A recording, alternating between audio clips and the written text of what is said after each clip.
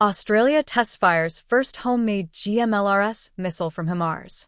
The Australian Army successfully test-fired the first domestically manufactured guided multiple launch rocket system missiles at the Woomera Test Range in South Australia on April 9, 2026, a milestone that places Australia in exclusive company.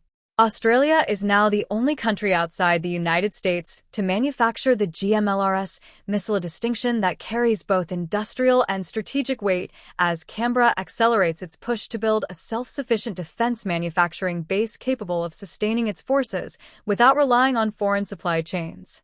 The test was conducted at the Woomera Test Range in South Australia, with the missiles fired from the Australian Army's Lockheed Martin M142 high-mobility artillery rocket system. The Australian government officially announced the successful firing on April 13. Minister for Defence Industry Pat Conroy did not mince words about what the test represents. Making missiles in Australia is central to Australia's national defence resilience, Conroy said. This successful test firing is a major milestone for Australia's sovereign guided weapons capability, demonstrating concrete progress in strengthening our national self-reliance and delivering a defence future made in Australia. The test firing follows the opening in December 2025 of a new dedicated GMLRS production facility at Port Wakefield in South Australia.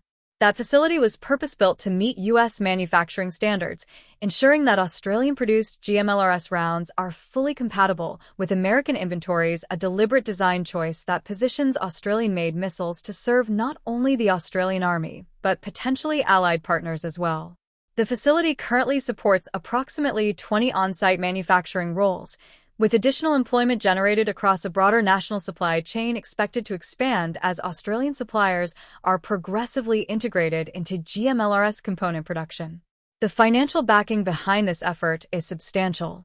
The Australian government has committed $320 million specifically to uplift domestic suppliers and introduce Australian companies into the GMLRS supply chain, progressively increasing local content in missile production over time.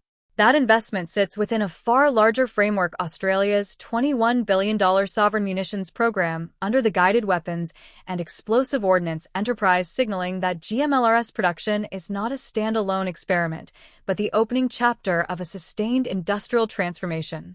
The GMLRS is a GPS-guided surface-to-surface rocket capable of striking targets with high precision at ranges that far exceed what conventional tube artillery can achieve. Fired from the M142 HIMARS launcher, a wheeled, highly mobile platform that can be transported by aircraft and repositioned rapidly, the missile gives ground forces a strike tool that combines mobility with reach.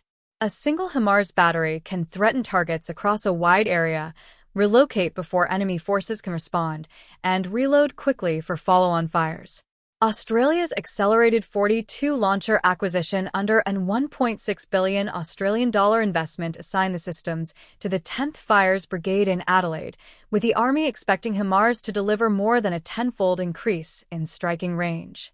The April 9th test was not the first time an Australian HIMARS has fired in anger.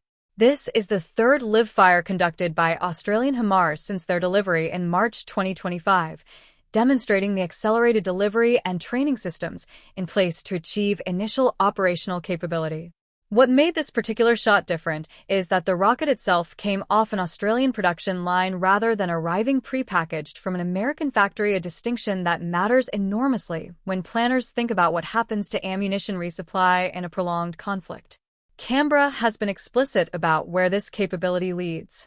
Australian-made GMLRS missiles are intended to establish the industrial foundation for manufacturing even more advanced long-range fires munitions domestically, including the precision strike missile and, further out, hypersonic weapons.